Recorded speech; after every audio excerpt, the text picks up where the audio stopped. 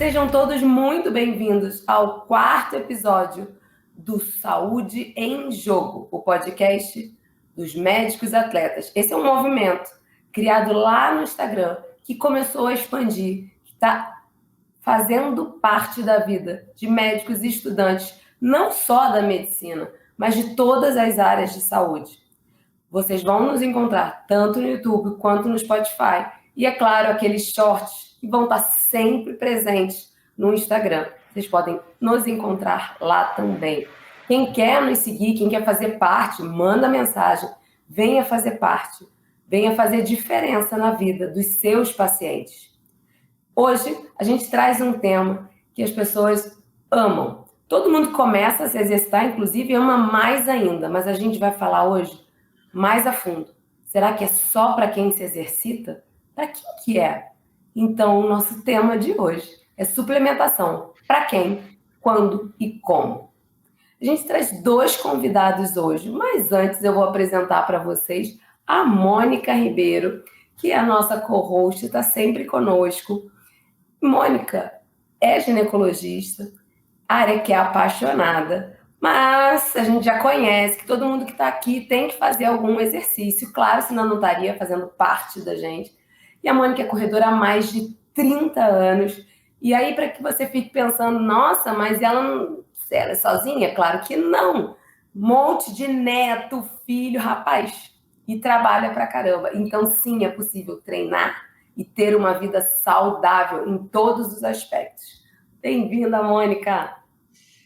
Obrigada, Cris. É um prazer de novo estar aqui, colaborar com esse movimento de médicos atletas tão legal.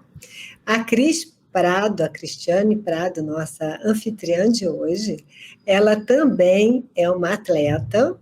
Ela começou, na verdade, a fazer exercício como atleta depois dos 30 anos e hoje ela é paraciclista brasileira. É uma médica do exercício e mentora também de esporte, e atualmente ela atua em Alphaville. Cris, obrigada. Vamos apresentar também os nossos convidados, então. Eu vou começar com a Juliana, nutricionista, Juliana Nogueira. Ela é nutricionista formada pela Universidade Federal do Rio de Janeiro, tem pós-graduação na área de nutrição esportiva e atua no consultório como nutricionista clínica e esportiva, atende vários atletas. Como também não podia faltar, é uma super corredora. Ela tem no currículo dela várias maratonas e ultramaratonas, esporte que ela já pratica há mais de 25 anos. Ju, é um prazer te receber hoje aqui. Boa noite a todos. Obrigada pelo convite. Adorei, obrigada, Mônica, pelo convite. Vai ser um prazer participar desse programa com vocês e complementar aqui, ajudar com várias informações. Vai ser muito interessante hoje à noite. Vamos lá, tomara que eu consiga contribuir bastante. Nós vamos apresentar também, com muito prazer hoje, a gente tem o Dr. Roberto Zaguri, endocrinologista, com um currículo bem farto, né? E ele também pratica vários esportes. Beto, fala um pouquinho de você pra gente. Galera, eu faço vários esportes, todos eles muito mal feitos. E vocês viram aí que a ordem de apresentação foi pela ordem de salário, né? Eu fui o último a ser apresentado porque o meu salário é o menor. Eu não tinha nem roupa para estar aqui nessa live. Eu sou endocrinologista. Atualmente eu coordeno o Departamento de Diabetes, Exercício e Esporte da Sociedade Brasileira de Diabetes, a SBD. Eu sou endocrinologista no LPH, o Laboratório de Performance Humana, onde eu conheci a Cris, que é uma pessoa que me inspira muito. Ela é um super exemplo para mim e acho que deve ser para todo mundo que está aí ouvindo a gente. E eu sou fellow do American College of Physicians. E eu sou amigo da doutora Mônica, com quem eu divido muitos pacientes. Vamos trabalhar, galera! Eu vou começar a fazer uma pergunta para a Zaguri, porque Zaguri é responsável por um dos congressos mais importantes do Brasil sobre diabetes, o CEND. E nesse congresso recorrente, todo ano, tem um tema sobre suplementação. Olha que curioso, é um congresso sobre uma doença específica, mas fala sobre suplementação. Então eu vou começar do básico. O que é suplementação, Zaguri? Cris, eu acho que, assim, em primeiro lugar, você tocou num ponto super importante, né? A gente tem a obrigação de trabalhar e de fazer o que a gente está fazendo aqui, que é a educação continuada para profissionais de saúde e para pessoas que não são da área da saúde, porque a gente vê um gap, um desencontro muito grande entre a magnitude, o nível de utilização dos suplementos nutricionais nos lares brasileiros versus o nível de conhecimento que os usuários têm e que os prescritores também têm. E é aí que mora, a palavra não é perigo, mas é onde acontecem os maiores erros, as maiores falhas, os excessos, é quando a pessoa não sabe a dose que está utilizando, não entende se a modalidade que ela pratica condiz com aquele suplemento, não foi orientada com relação à necessidade de uma dieta prescrita por uma nutri, de forma individualizada, de base, né? O suplemento, ele é uma cereja que vai em cima do bolo. Não adianta comer só a cereja, né? A gente tem que comer o bolo e a cereja vai em cima, né? Então, é por isso que a gente traz esse tema no SEND todos os anos, e é dos temas mais badalados, e é por isso que a gente está aqui, nós 4, falando sobre isso. E a suplementação nutricional, ela vem da ideia de você aportar algo que ou você não consegue entregar via dieta, via alimentação usual, ou a ideia de você prover algo que vai trazer um benefício ergogênico, um benefício em termos de ganho de performance, ou um benefício em termos de composição corporal, ou mesmo por conveniência. Eventualmente a pessoa não tem tempo, não tem como parar para preparar uma refeição conforme a Nutri recomendou, e aí por conveniência, é assim que se utiliza, esse é o termo utilizado, a gente, para tapar buraco e para evitar que o paciente faça uma besteira maior, a gente usa esse recurso, a suplementação. Lembrando sempre do princípio norteador, que é food first, a alimentação sempre em primeiro lugar, o suplemento, como a gente brincou aqui, é um recurso, é uma cereja em cima do bolo. Então, o papel da Nutri é super importante nesse universo aqui. Muito importante o que você falou, Beto, e a gente, em outro podcast, a gente já sempre volta para esse assunto, que primeiro, o principal é a gente lembrar de começar com as questões bem básicas, ou seja, alimentação de qualidade. Segundo, exercícios, que são também um cuidado para a saúde. E os outros cuidados gerais, que inclui sono, né? Isso inclui todo um contexto. A suplementação vai ser exatamente o que o nome já está dizendo. É depois dessas questões que a gente já está cuidando, ou no caso de um atleta, ou no caso de alguma pessoa mais idosa ou doente, a gente aí sim pode complementar, suplementar o que ela não está conseguindo adquirir. E já falando nisso, a gente também vai falar, Juliana, o principal, ele acabou de falar e eu também super concordo, é a gente tentar comer muito bem, e hoje em dia é uma questão difícil, as pessoas às vezes não tem tempo para cozinhar, não querem cozinhar e acham muito difícil às vezes comer bem. Quais são as dicas aí? Como é que a gente começa também? Vamos lá. Como foi dito, né, aqui, realmente, eu acho que o suplemento é quando a gente tem falta de, né, alguma coisa. Então, assim, com a alimentação a gente não consegue suprir tudo que a gente precisa. Então, as dicas que eu dou para ajudar? Eu, assim, acho que todo mundo tem uma vida hoje corrida, né, às vezes com trabalho, também tem que praticar esporte, com filhos, enfim, cursos, faculdade. Então, o que é importante? A gente se organizar para ter uma alimentação saudável, né? O que é essa organização? Às vezes tirar um tempinho, às vezes, do final de semana para ir no mercado, fazer um planejamento para a semana. Porque é ruim, às vezes, a gente chegar em casa às 7, 8 horas da noite e pensar no que vai comer.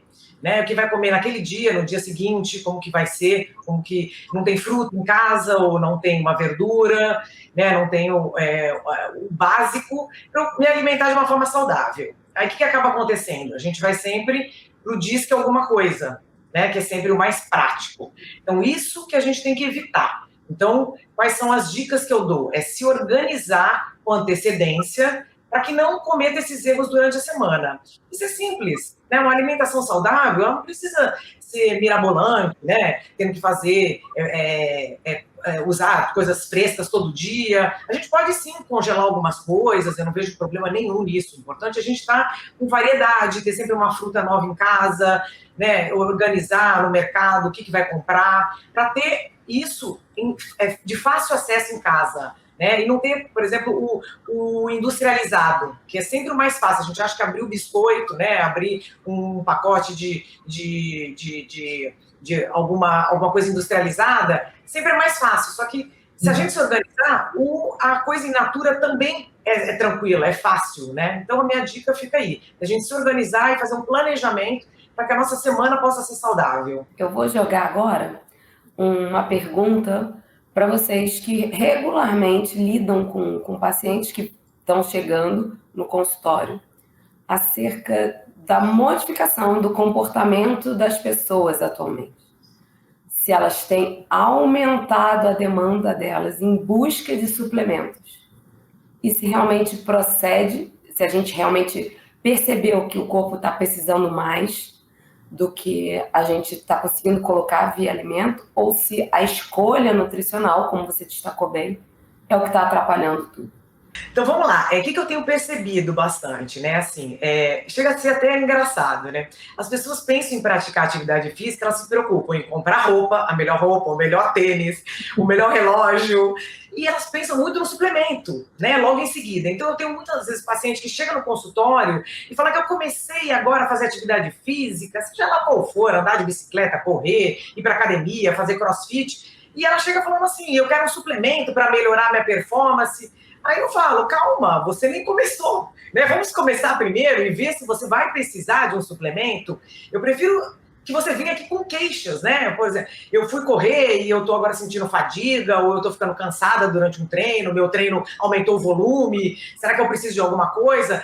Mas eu acho que as pessoas, elas estão muito imediatistas, então elas querem um resultado muito rápido. Então ela mal começa uma coisa, ela já acha que tem que suplementar, ter tudo do melhor, elas não querem ir subindo degrau a degrau para ir melhorando de uma forma gradativa, entendeu? Elas querem tudo para ontem. Então eu tenho percebido muito isso. E eu boto um freio porque eu não passo nada. Então, às vezes, a pessoa sai até meio decepcionada, assim, né? De, poxa, não me passou nada. Eu falei, mas você não precisa de nada agora, né? Vamos melhorar a atividade física, né? A frequência, e aí a gente vai suplementando da maneira, assim, correta e do que você realmente precisa. É mais por aí. Eu concordo totalmente, vou assinar embaixo aí do que a Ju falou e vou acrescentar um pouco o meu ponto de vista. Eu acho que tem os dois lados da moeda, eu acho que boa parte do problema diz respeito aos nossos pacientes, às pessoas que nos procuram, que realmente desejam algo como se fosse um magic bullet, uma bala de prata que vai resolver todos os problemas.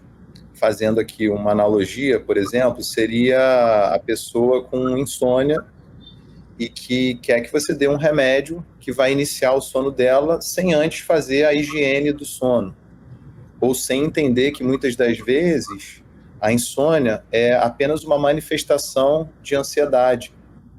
É a ponta do iceberg, né? Você precisa tratar a ansiedade e aí a pessoa vai dormir bem e não dar um remédio para ela dormir e manter ela ansiosa, né?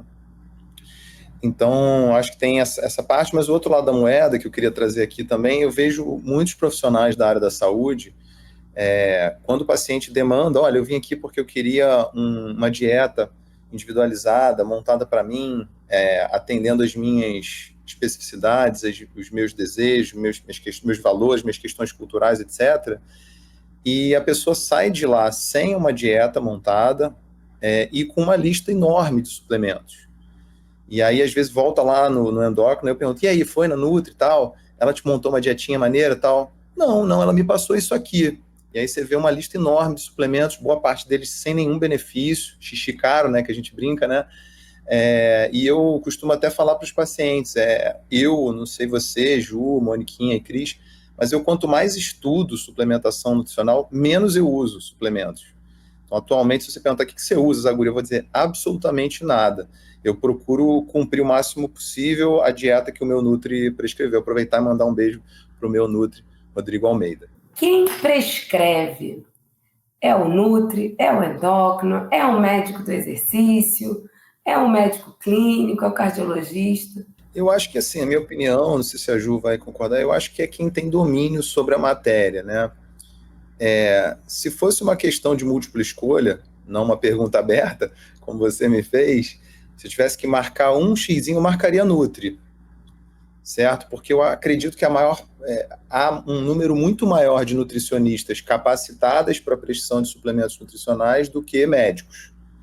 E no universo dos médicos, entendo que há um número mais ou menos parecido de médicos do esporte e endocrinologistas que têm domínio desse tema.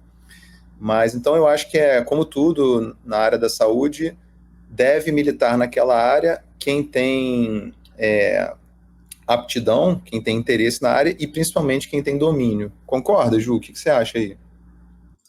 Concordo, mas eu acho assim, o seguinte, eu acho que eu acrescentaria que eu acho que é quem tem também mais afinidade com aquele paciente, né? Então, assim, se eu estou atendendo um paciente há anos e eu já conheço mais a história dele, então eu tenho mais afinidade, sei como ele já está se comportando há anos, sei o que faz bem para ele. Então, assim, eu acho que é quem tem mais afinidade. E eu, como não sou médica, eu adoro trabalhar com equipe multidisciplinar, que eu acho que, assim, o ganho que o paciente tem é gigantesco. Então, por exemplo, às vezes eu posso pegar um paciente que tem algum problema de renal, por exemplo, e eu tentar usar um suplemento que talvez não seja bom para ele.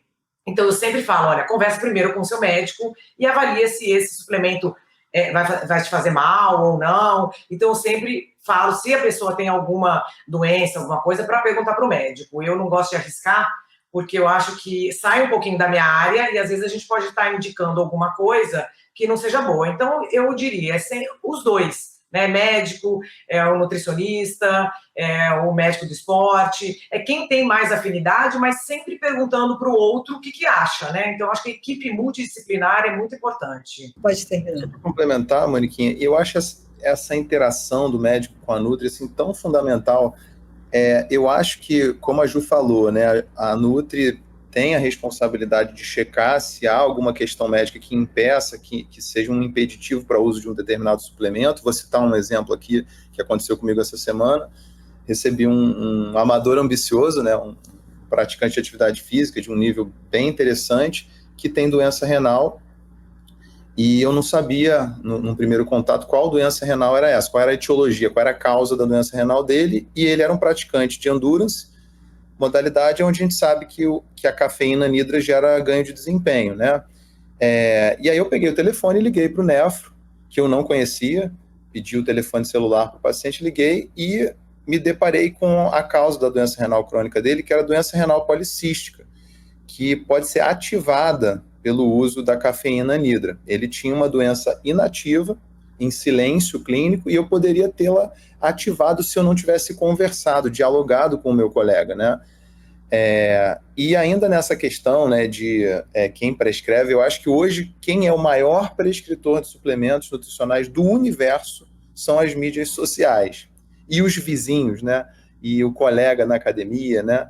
Ontem eu atendi uma paciente, por exemplo, que chegou para mim numa primeira consulta usando 22 suplementos nutricionais, a imensa maioria dos quais sem benefício algum para ela, ou benefício mínimo, e a medicação que ela realmente precisava fazer uso, uma estatina, porque ela é uma paciente de alto risco cardiovascular, com uma placa de ateroma de 20% na carótida, ela tinha pavor, tinha pânico por tudo que ela ouve nas mídias sociais, medo de ter dor muscular, mialgia por estatina. Então, a gente nota uma permissividade muito grande para o uso dos suplementos, uma aceitação muito mais fácil, muito mais fluida por parte dos pacientes para os suplementos em relação aos medicamentos, sendo que os medicamentos, em geral, via de regra, são muito mais bem estudados.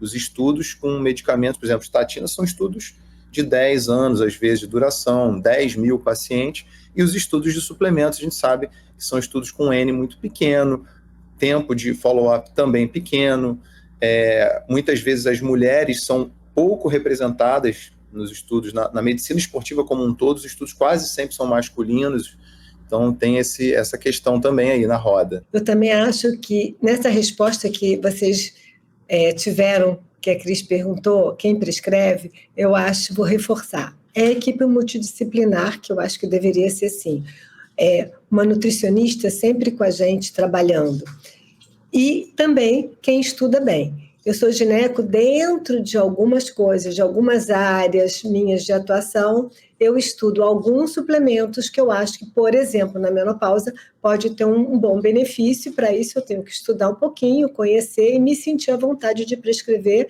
mas também, geralmente, eu tenho uma nutricionista trabalhando comigo, muitas vezes um endócrino, ou se a paciente tem outra patologia também, acho que isso é importante. E vamos falar um pouquinho de riscos e benefícios de suplemento. Você já falou que, sim, temos alguns riscos, além do custo, né?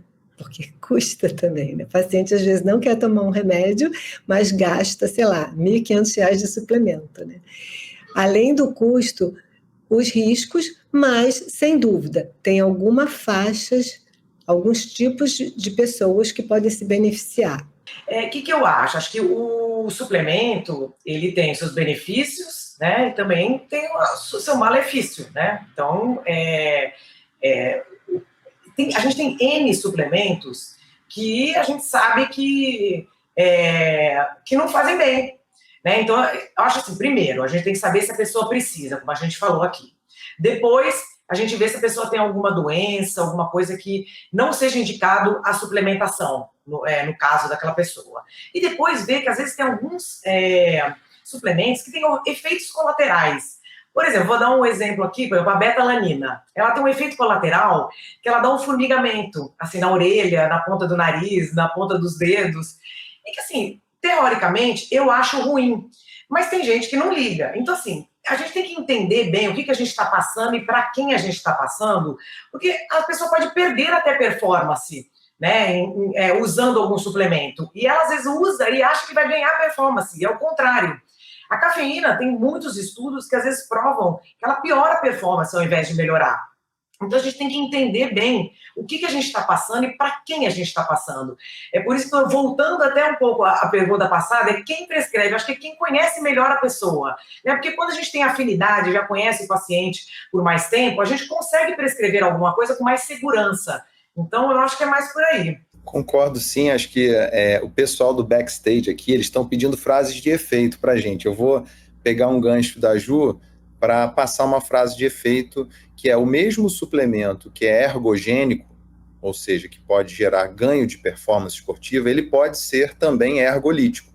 Ele pode gerar diminuição de desempenho esportivo, a depender da forma como você utiliza, doses, timing, se você usa na modalidade incorreta. Então, essa é uma frase de efeito, né? O mesmo suplemento que é ergogênico pode ser ergolítico. E outra frase de efeito, eu vou falar e depois eu vou tentar me explicar aqui, diz respeito a isso, a efeitos colaterais, que é o tema do momento, que está na mesa agora, que é a seguinte: evidência de ausência é diferente de ausência de evidência. Calma, galera, vou explicar. Então, a gente tem que tomar muito cuidado quando a gente fala assim, olha, o suplemento A não tem nenhum efeito colateral relatado na literatura. Tudo bem, a pergunta que obrigatoriamente vem na sequência é, mas ele foi estudado? Ele foi envolvido em algum estudo desenvolvido especificamente para analisar a segurança? Ou ele não foi estudado e por não ter sido estudado, é por isso que não tem nada relatado na literatura, né? Então, você ter um estudo relatando que o suplemento A ou B tem efeitos colaterais, isso é ótimo, porque a gente sabe onde a gente está pisando. É o caso da cafeína, como, por exemplo, a Ju citou. A cafeína, a gente sabe que quando a gente excede as doses limite, a gente pode ter taquicardia, insônia, enjoo, piorar refluxo, ansiedade, aumento da quantidade de evacuações, enfim. Então, quando você estoura ali a dose máxima, você tem eventos adversos. Isso é ruim? Não, isso é ótimo, porque eu sei qual é a dose máxima, eu sei que esse suplemento já foi estudado do ponto de vista de segurança, eu sei quais são os eventos adversos, e se eles surgirem, eu vou saber que ele está relacionado à cafeína. Tá? Então, evidência de ausência quando eu tenho um estudo, quando eu tenho evidência que mostra a ausência de efeitos colaterais. Isso é evidência de ausência. E a ausência de evidência é quando você não tem estudos. E aí é o pior cenário, tá? Então, procurem suplementos que já foram estudados e que a gente tem mapeado, muito bem mapeado, quais são as doses máximas que a gente pode utilizar e quais são os possíveis efeitos colaterais. Mas, assim, por outro lado, eu não queria demonizar aqui os suplementos nutricionais. Acho que uma característica geral dos suplementos, aqueles que foram estudados, é que eles são muito seguros. Então, é muito diferente de medicamentos, né, que tendem a ter mais efeitos colaterais. Então, acho que por isso que muitas pessoas acabam utilizando sem orientação, porque eles se apoiam muito nessa tese de que eles são seguros, né? Então, eu diria assim que a maior parte dos suplementos nutricionais você pode tentar se matar usando eles que você não vai conseguir. Exemplo aqui, por exemplo, HMB, exemplo, creatina, né? Então é isso. Eu queria só Gente, agora a complementar. gente precisa perguntar para vocês o tema que eu acho que o povo entrou querendo saber já esse tema final. É que eu entendo que falar sobre a base para fundamentar o que vai vir agora é muito importante. Então, acho que 2 balanças e, claro, deixo vocês muito à vontade para escolherem que lado da balança vocês querem começar, mas para quem é o idoso, é o atleta, é o sedentário, é a criança, ou o que tomar vitaminas, whey, creatinas, esse você trouxe, né? HMB. Tá aqui, ó, tá na balança, podem escolher. É difícil, porque tem muito suplemento, né? Vamos tentar dar uma pincelada aqui um pouco, né? Para quem? Para todos. Para todos. Mas foi o que a gente comentou aqui. Então, assim, acho que desde a criança até o idoso, o suplemento ele é bem utilizado, desde que a pessoa tenha recomendação e indicação para aquilo. Seja vitamina, seja uma proteína, seja um carboidrato. Então, assim, é atleta, não atleta. Então, isso depende, né? Acho que todas as idades podem ser suplementadas. Pelo menos os meus pacientes, eu suplemento todas as idades para quem precisa. Então, eu acho que para quem, a resposta é essa. Acho que para todos. Eu não sei se o Zaguri concorda, para a gente ir fechando um pouquinho, depois a gente vai comentando quando e como, para ir alinhando aqui as respostas. Ju, eu queria me permitir divergir um pouco. Ótimo! Acho que a ideia é essa, né? As divergências no plano científico são sempre produtivas, né? A gente ouviu o outro lado da moeda, nós somos de áreas diferentes, então acho que a gente acaba tendo visões realmente um pouquinho diferentes. Eu não acho que a suplementação nutricional seja para todos. Eu acho que eu gosto de olhar, de separar na minha cabeça, organizar o meu raciocínio mais ou menos da seguinte forma. Vamos botar aí, a gente tem 4 principais indicações para o uso de suplementos. Então, acho que a primeira delas, a mais utilizada, é para melhora de desempenho esportivo, para ganho de performance atlética. E aí você vai ter um grupo de suplementos que se prestam a essa função e outros não.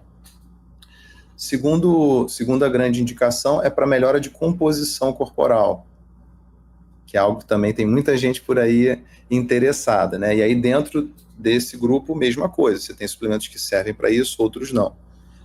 Eu acho que a gente tem aquela indicação que eu coloquei no início, que é por conveniência, pela falta de tempo, porque a pessoa precisa de algo prático para o dia a dia, e por fim os suplementos de uso clínico, que é onde a gente tem indicações médicas, né? Por exemplo, o exemplo mais claro que a Cris falou do idoso, então no cenário da sarcopenia, pessoas que perderam massa muscular ao longo da vida por conta da senescência ou por conta de uma doença que surgiu em cima do envelhecimento, perdeu massa muscular a ponto disso gerar perda de função muscular, né? A sarcopenia ela é muito mais atrelada à perda funcional do que à perda de volume e massa muscular.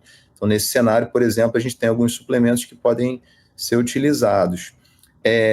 Outro cenário clínico clássico é a vitamina D, é um suplemento nutricional e que tem muitas aplicações, Recentemente, a Endocrine Society, Sociedade Americana de Endócrino, publicou uma diretriz que gerou muita controvérsia, tem sido muito debatida na minha área, mas que recomendou a suplementação às cegas, como a gente chama, fire and forget.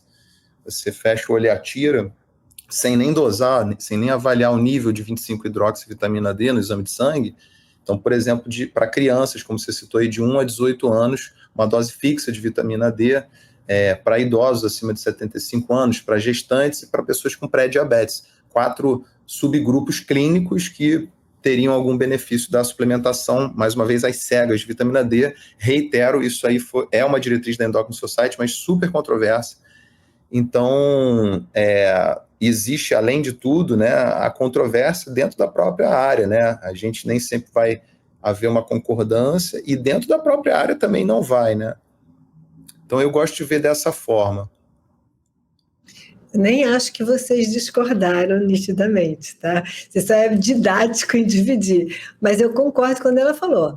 Ela começou falando que ela nem dava... Muita gente procurava para suplementação e que ela muitas vezes ficava frustrada porque ela não orienta. Mas quando precisa, pode ser em qualquer idade. Eu entendi assim também. E, claro, com as indicações que a gente está começando a pontuar. Outra coisa que eu vou reforçar, que você falou, que é muito importante, muitos estudos de performance em massa, que é um assunto que muita gente quer suplemento para isso, são feitos em atletas jovens, a maioria, atletas homens, jovens, e que praticam muito esporte, né? Atletas profissionais.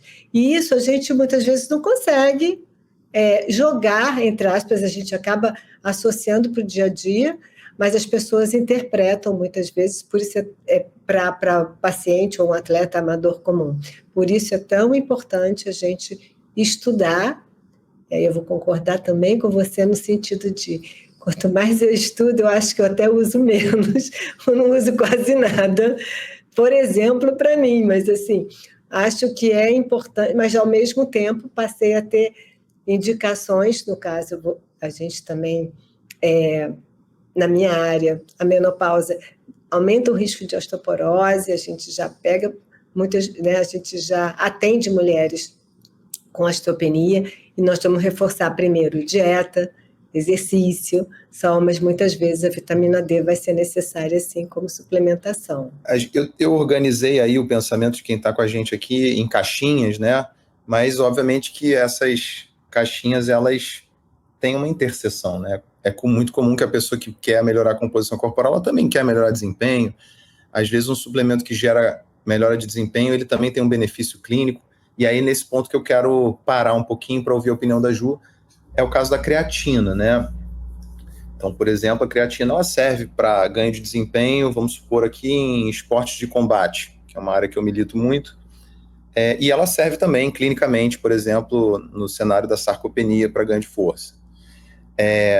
De uns tempos para cá, eu tenho visto um movimento de colocar uma narrativa onde a creatina é quase que a cura de todos os males. Serve desde unha pelo encravado até espinhela caída, e no meio disso tudo, para doenças neurodegenerativas, né? Então, eu queria ouvir sua opinião, Ju, sobre esse uso. Vamos imaginar que uma pessoa que não faz exercício físico e que te procura, doutora Ju, eu quero usar creatina porque eu estou com um início de demência, estou com disfunção cognitiva leve, e eu li, meu sobrinho me falou que creatina melhora essa parte cognitiva. O que você responderia para essa pergunta? Qual é a tua opinião?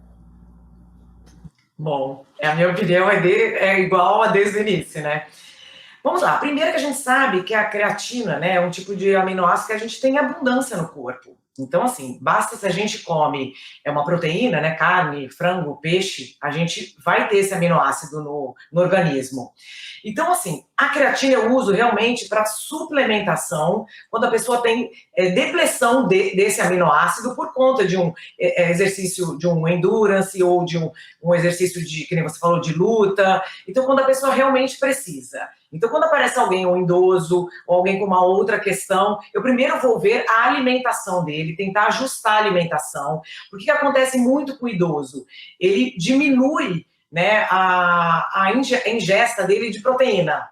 Então, isso pode acontecer sim, talvez ele precisar de uma suplementação de creatina por conta da diminuição da ingesta de proteína. Mas isso assim, eu vou conhecer ele, tentar mudar a dieta primeiro, ver como que ele se adaptou a essa nova dieta, como que ele está se alimentando, e se precisar, no futuro, eu vou suplementar sim. Mas aí eu tenho que avaliar exame de sangue, conversar com ele, não vai ser na primeira consulta, não. Então, eu sou contra, na primeira consulta, a pessoa vir com essa questão, ainda mais se ela não pratica atividade física, não precisa, né, de uma suplementação, porque não houve depressão da creatina, né, no organismo. Eu acho desnecessário suplementar. Então, a área de doenças neurodegenerativas é uma das áreas que eu estudo há muitos anos, por conta da esclerose múltipla, mas o grupo que eu faço parte, que é um grupo da UFRJ, tem muito enfoque em Alzheimer.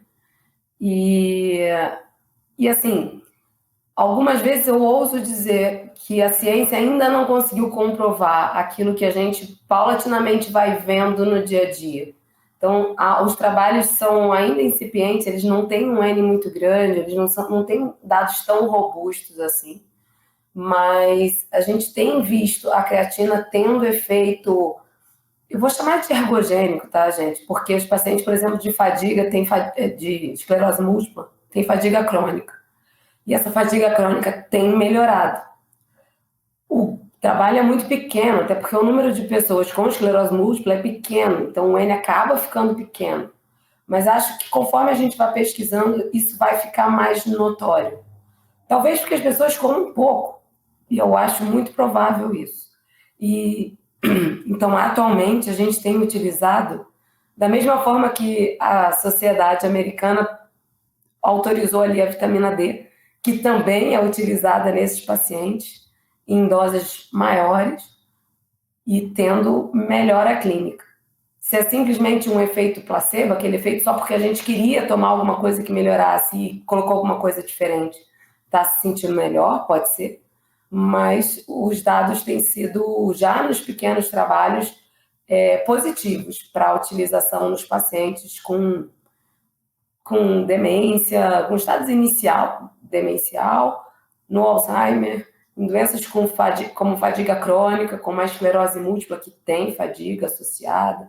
Então, mas são iniciais, né? E aí eu vou emendar na pergunta para vocês sobre que suplementos hoje em dia a gente tem com bons trabalhos robustos mostrando esse funciona. Para a gente poder deixar tipo um take-home message, sabe? Para as pessoas saberem assim, olha, esse aqui eu posso ir com segurança, não é balela, não é só achismo, esse já está comprovado. O que vocês sugerem? Tá. Eu vou até piorar um pouquinho a pergunta, porque vocês já anteciparam algumas perguntas que eu tinha, tá? Então vamos lá. Dentro disso, a gente tinha uma listinha, aquela listinha que todo mundo pergunta, tá? Ômega 3, vitamina D, você já falou um pouquinho, coenzima Q10, magnésio, B12 e zinco. Vou botar até uma listinha para vocês. E se tem mais coisas, vamos lá. Vou deixar esses daí para a Ju, que eu acho que são mais nutricionais mesmo, né? Magnésio, acho que ômega 3, acho que é muito mais da Nutri, vou deixar ela responder. Assim, não é que eu vou me esquivar não do que a Cris me perguntou, né? Especificamente em algumas modalidades. Eu acho que eu organizaria melhor essa resposta da seguinte forma. Eu gosto de me apoiar na classificação ABCD, que é uma classificação que foi proposta, que é utilizada, amplamente utilizada atualmente, uma classificação dos suplementos nutricionais da AIS, Australian Institute of Sport, que é um órgão federal australiano. A Austrália é um país muito reconhecido pelos esportes, pela excelência nos esportes, na medicina esportiva, e eles criaram essa classificação. Essa classificação ela é disponível, aberta no site deles, então se você jogar no Google ABCD Classification AIS, Australian Institute of Sports, o primeiro link que vai aparecer, você cai lá. Como é que funciona, né? Então, os suplementos que são do grupo A, eles têm maior nível de evidência e maior segurança, então a gente deve se concentrar no uso desses. E quanto mais perto da letra D, menos evidência ou mais risco, ou até risco de doping o suplemento tem. Então, ideal é a gente se concentrar nos suplementos do grupo A e B e evitar os do grupo C e D. E óbvio que estar na lista não significa que você vai prescrever à torto e à direito, sem critério, né? Então, os suplementos estão na lista, mas eles têm dose certa e modalidades onde eles funcionam e outras onde não funcionam, né? Então, alguns exemplos, não dá para falar tudo, né? Mas deem uma fuçada aí, vale a pena, é só ir clicando, ele explica a categoria, o que é, por que está ali o suplemento. Mas então na categoria A a gente tem, por exemplo, a beta-alanina, a cafeína, o bicarbonato de sódio, os suplementos que são proteicos, os carboidratos, a creatina, quem mais que tem ali? Esqueci alguém? Os suplementos repositores eletrolíticos. Muito bem, mas basicamente são esses. Então você vê aí que a gente conta mais ou menos na mão, duas mãos aí, os suplementos que estão no grupo A. Você vai para o grupo B, já tem um número mais limitado. Então, eu acho que é por aí, tá, Cris? Vamos ver o que a Ju fala, ver qual a opinião dela. Eu recomendo sim, desde que a pessoa precise, tenha indicação. Então, através de um exame de sangue, por exemplo, a B12, às vezes eu recebo pessoas, né, falando que estou me sentindo muito cansada, sonolenta. A gente bate o olho no exame de sangue e vê que a B12 está baixa. Sim, precisa ser suplementada, né?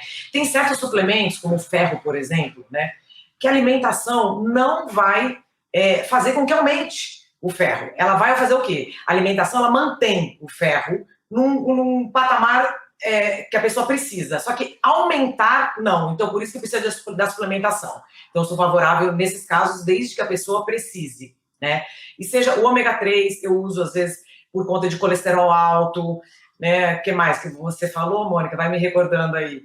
Das vitaminas em geral, vitamina D também. Às vezes... Magnésio, né? A Moniquinha perguntou. Um queridinho atual, né? Magnésio. O magnésio tem o coenzima Q10 também, assim. Então, eu acho que as mulheres, muito assim, na menopausa, eu tenho usado bastante coenzima Q10, até para fonte um pouco mais de energia, eu tenho sentido um lado positivo. Então, assim, depende muito do paciente, né? Agora, trazendo um pouco mais para a corrida, como foi pedido aqui, carboidrato. Para mim, suplemento que não tem erro na corrida é carboidrato e eletrólitos. Eu acho que a gente precisa, só que, lógico, uma coisa é alguém que corre, sei lá, 3 quilômetros na esteira dentro da academia. Ela vai precisar de um eletrólito? Eu acredito que não. Né? Ela está num ambiente com ar-condicionado e 3 quilômetros, vai gastar o quê? 20, 25 minutos, aí depende da pessoa, né? Para fazer aquilo. Então, acredito que ela não precisa. Então, depende do tempo de duração no esporte que ela está, né, se expondo, para ver o que a gente precisa utilizar. Mas eu diria, se a pessoa faz um esporte de 40, 50 minutos, carboidrato com certeza, eletrólito também, com segurança. Agora, creatina vai depende de quantas vezes ela treina, aí tem que ter uma conversa um pouco mais aprofundada para ter certeza do que vai estar precisando. Posso falar um nome de um suplemento que é muito pouco conhecido e que ele já foi doping e deixou de ser doping em 2018 e que eu tenho criado minha experiência de uns tempos para cá, ganhei coragem, que é o glicerol, que é um suplemento que se presta muito para os esportes de endurance, né? Então, corrida de rua, triatlon, bike, e também para os esportes que são feitos em ambiente, do ponto de vista térmico ou de termorregulação, desafiadores. Por exemplo, os esportes que são feitos na praia, beach tênis, né, futevôlei, que mais? Futebol de areia, etc. Então, o glicerol é um suplemento que se fala muito pouco. Ele era doping antigamente porque ele era usado como um agente mascarante. A pessoa usava anabolizante e usava o glicerol junto para mascarar, para não ser pego no antidoping. Mas agora os métodos de detecção evoluíram e o glicerol já não mascara mais nada, então ele deixou de ser doping, né? E ele é muito pouco utilizado, né? A gente tem dificuldade de acesso a ele aqui no Brasil, não é fácil achar, às vezes tem que importar, enfim. Mas ele é um agente hiperidratante, ele faz o líquido o repositor hídrico que você escolheu ficar mais tempo, de forma mais eficiente dentro do vaso sanguíneo. Então, um suplemento aí que eu vou deixar de curiosidade nessa reta final da nossa live.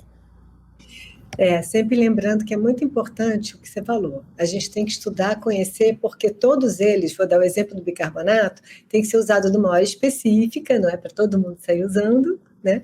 É num momento específico, com um tipo de exercício, né? Naquele momento do exercício, e pode ter efeitos adversos se começa a usar só para achar que vai melhorar também a performance, né? Senhores, a gente vai se encaminhando para o final. Eu fiquei muito feliz com a nossa live, porque o intuito aqui não era pegar aquele papel que o Zaguri trouxe, que a paciente dele trouxe para ele, com 22 prescrições, com todas as doses. Não era isso. Lamento se você ficou decepcionado, porque não é sobre isso. A gente está falando sobre saúde no nosso podcast todo o tempo. Se há necessidade de suplementação, isso é crucial de ser feito. A pessoa passou por uma cirurgia gástrica, por exemplo, a gente sabe que tipo de suplementação essa pessoa precisa. A pessoa passou por um grande trauma e perdeu muito ferro e ficou anêmico e tem que recuperar, a gente sabe o que essa pessoa precisa. Então, o suplemento, ele pode ser visto, inclusive, com um olhar de tratamento. Então, não vulgarizem. Não cheguem na farmácia, nas lojinhas, na internet e comprem um monte de potes. Não. A gente sugere que a primeira escolha de vocês seja de hortaliças, de frutas, de alimento de verdade. Uma vez que isso ainda não está dando conta de suprir tudo, porque os exames de sangue mostraram isso, a gente pode ir um pouco além. É obrigatório fazer exame de sangue antes de fazer uma reposição? Não. Mas em alguns casos, sim.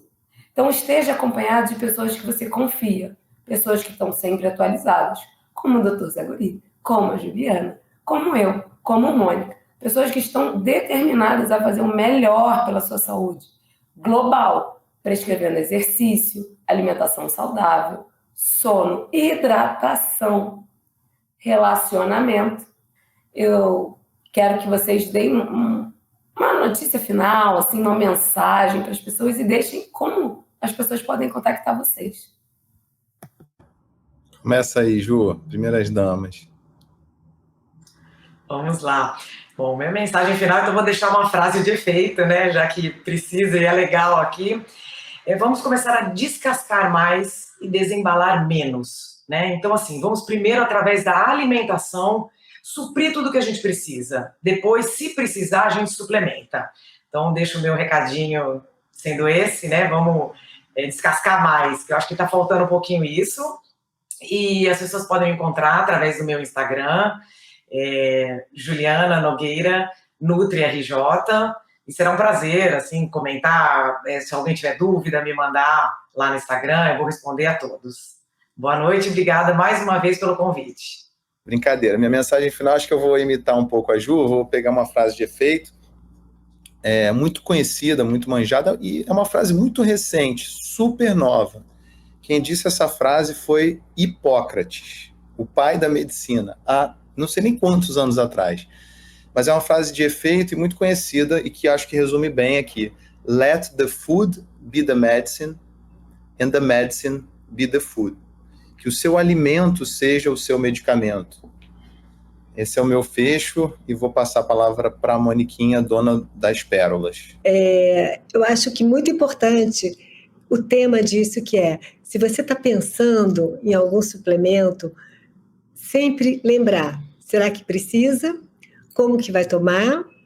Pede ajuda de alguém que conheça bem o assunto, por quanto tempo tomar, mas não esquecer que o principal, já foi dito aqui, a gente tem que reforçar, a gente tem que se cuidar primeiro, em termos de alimentação, exercício, hidratação, sono, sociabilidade, todos os pilares de saúde, e depois pensar se a gente realmente está precisando investir, vamos colocar assim, até o nosso dinheiro e tempo em suplementação. Vou me despedir de todos. Eu sou a doutora Cris Prado, vocês me encontram nas redes sociais. O nosso Médicos Atletas está aguardando vocês Venham nos conhecer, tirem dúvidas. Se você tem interesse em começar a se exercitar, procure a gente. A gente vai ter um médico para te recomendar. Podem falar comigo. Cada vez mais eu estou nas redes sociais, porque eu entendi que a saúde ela precisa estar de fácil acesso, mas a rede social tem muito fácil acesso de baixa qualidade. Então esse é minha atual bandeira, é poder falar para todos vocês com qualidade sobre como ter uma vida saudável, independente da doença que você tenha, independente dos objetivos que você queira começar a ter. Como a Mônica falou lá no início, eu comecei a me exercitar a partir dos 30 anos, quando eu pesava 98 quilos. Então, sim, é possível se exercitar, se alimentar bem, para viver mais e com mais qualidade. Não duvidem disso, em momento algum. Sempre vai ter alguém para poder te ajudar, desde que você peça ajuda. Então, aqui tivemos o Dr. Roberto Zagori, a Juliana, a Mônica e a Cris, tentando te mostrar isso. Aguardo vocês para o nosso 5º episódio, porque a gente vai continuar trazendo muito conhecimento sempre.